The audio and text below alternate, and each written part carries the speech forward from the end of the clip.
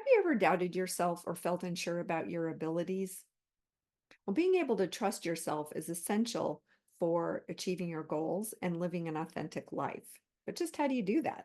How do you learn to trust yourself? How do you develop self confidence?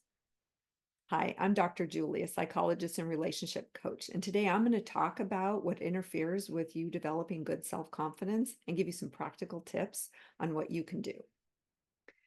What we need here is a little bit of trust in yourself.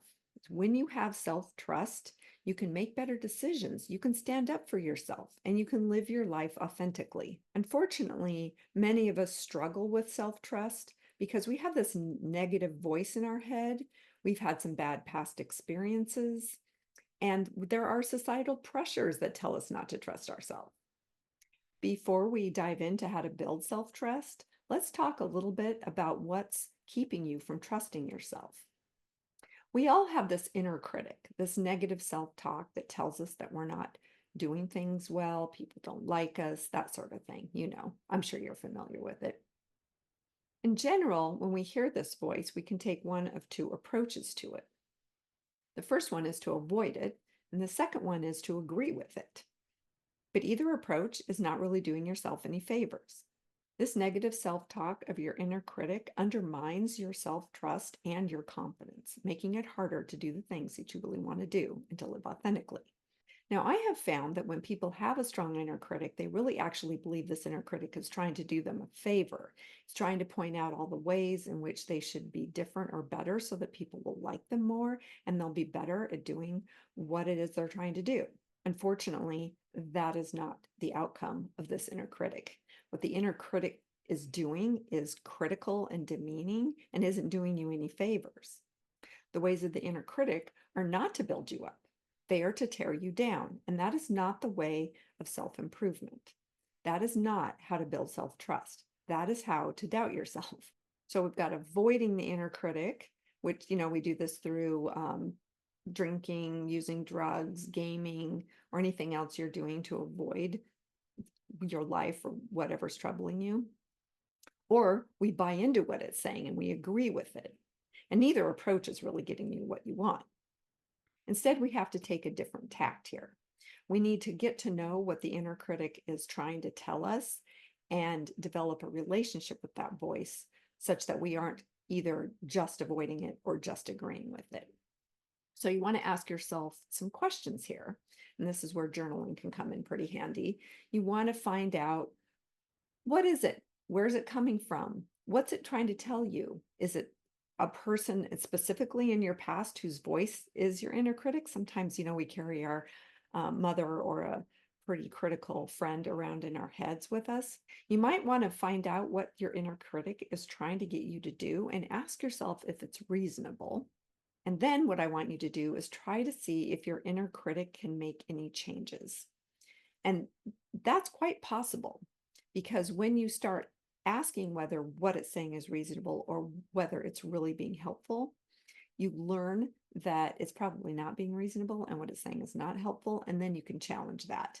And it can learn that that's not good for you. It's not what's going to get you where you want to go. Basically, you want to get curious about what this voice is and what it's trying to get you to do so that you can start to challenge it. You can start to have some critical thinking around it. And as you do that, you will naturally start to build a little more self-trust. Building self-trust and self-confidence involves two things. One, understanding yourself, and two, setting some intentions and following through to nurture your inner strength, not your inner critic. So what does it mean to not trust yourself? What does that look like on an everyday basis? Well, it can manifest in several ways. You might do a lot of second guessing your decisions. That is definitely not trusting yourself. Again, you might doubt your judgments. It's kind of another form of second guessing. Some of us feel like we need approval from others, so excessive seeking of approval is undermining your own sense of what you're about and what's right and wrong for you. A lot of us have difficulty standing up for ourselves. It's very hard to assert our opinions, our desires, what we want, especially if we disagree with other people. So that's one thing that might demonstrate that you're not trusting yourself.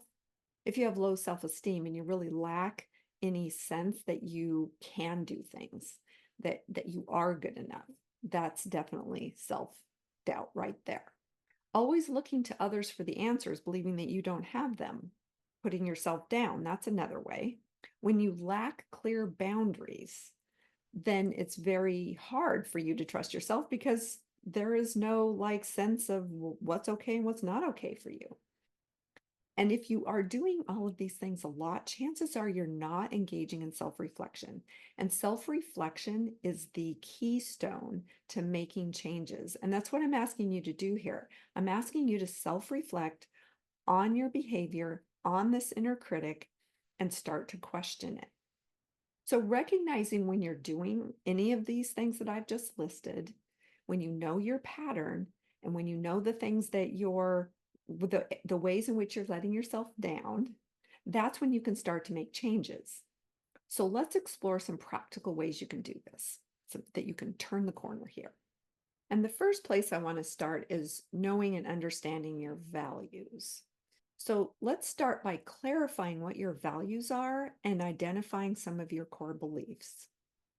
Knowing your values tells you what's really important to you and provide you with principles that can guide your decisions and actions. I have put together a brief but powerful course on identifying your values and how to work with them. I'll put a link below in the description. The next thing you want to do is set some goals. And you want to make them small and achievable goals, but you also want to make them a little bit challenging. See, the research shows us that when people try new things or do things that are a little bit challenging but doable for them, that's when they start to understand that they're capable and that they can do these things that they're trying. And it helps to build their self-confidence and their trust in themselves. Now, as you set goals and you start achieving them, it's really important to keep track of and celebrate your success. That's because we tend to forget about these things and then we fall back into old patterns and we lose track of the fact that we're actually pretty capable people. So keep a journal of your achievements and review it periodically and notice how far you've come. Next, as you try new things, as you work on not doing all of the things that I listed that suggest that you're not standing up for yourself, you're going to make mistakes. Sorry about that. Nobody likes to make mistakes, but you're going to do it.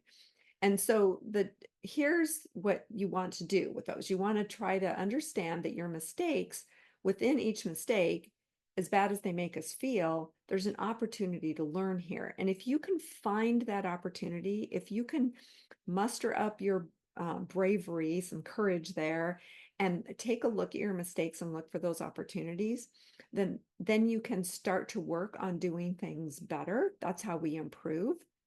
And that will also boost your self-trust and your self-confidence. And then next, of course, you made a mistake. It makes you feel bad. In addition to searching for what the opportunity is, you really need to be nice to yourself here because this is when the inner critic is going to come out in spades. And it's your job to talk to yourself like you're your own good friend here and not like you're your worst enemy. Your inner critic is going to get critical and demeaning. And I want you to start giving yourself some grace. Now, as you go through this and you start getting better, when you're working on building your self-trust and you can tell that it's coming back online, practice taking decisive action.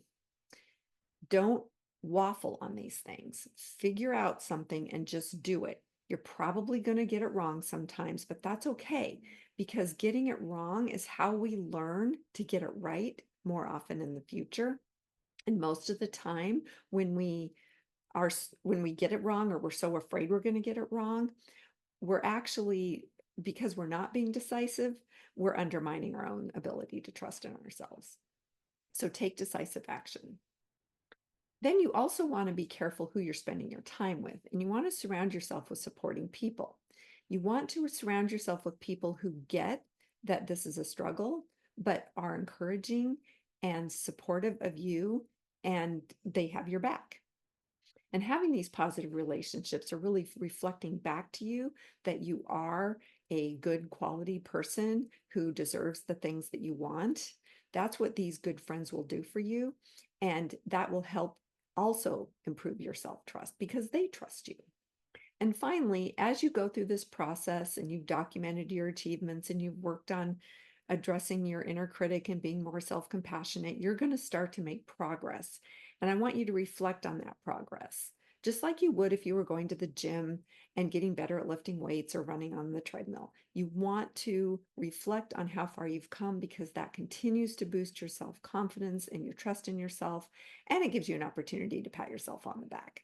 Now, these strategies I just outlined can be truly transformational, especially if you're a people pleaser or somebody who struggles with self-doubt. By implementing these steps, you're going to start to build a really strong foundation of self-trust and self-empowerment and self-confidence. And this will empower you to align yourself, making decisions that are in your own best interest. Building self-trust and self-confidence is truly a journey, and it's a journey of a lifetime, and it's a journey for every day. It involves understanding your values, setting goals, making decisions, taking actions, and celebrating your successes. Oh, and don't forget to surround yourself with supportive people. So, what's one step you can take today to start working on building your own self-trust? Leave your decision in the comments. If you like this video, hit the like button. If you know somebody who could use it, share it with them. And don't forget to subscribe to my channel to get notifications of more videos like this. Take care and have an amazing week.